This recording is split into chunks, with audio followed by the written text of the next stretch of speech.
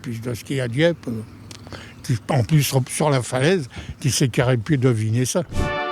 Bloc par bloc, ces Diepois sont en train de construire leur piste de ski. Des alvéoles en plastique blanc sur lesquelles les skieurs glissaient. La piste a été inaugurée à la fin des années 60. Installée face à la mer, son existence fut de courte durée, mais elle a marqué certains habitants de la ville. Ça a été inauguré pour les Jeux Olympiques où il y avait Jean-Claude Killy. Donc ça devait être 60 de mémoire, 68. Et vous aviez quel âge ?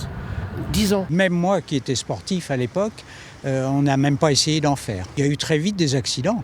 On voyait plus souvent l'ambulance qui était garée devant. La station ne survivra que 2 saisons. Les chutes sont nombreuses et douloureuses. Le plastique brûle les skieurs. Désormais recouverte par la végétation, elle se trouvait ici même. Avec le temps et l'érosion, la falaise est grignotée et les alvéoles en plastique tombent petit à petit dans la mer. Donc on en trouve entre Dieppe et Pourville et même plus loin jusqu'à Varangeville.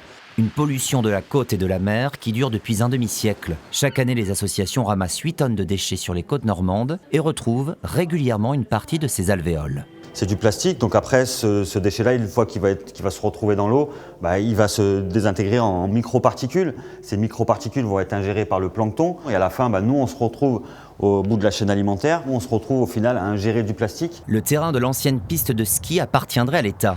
Pourquoi n'a-t-elle pas été démantelée à la fin des années 60 ?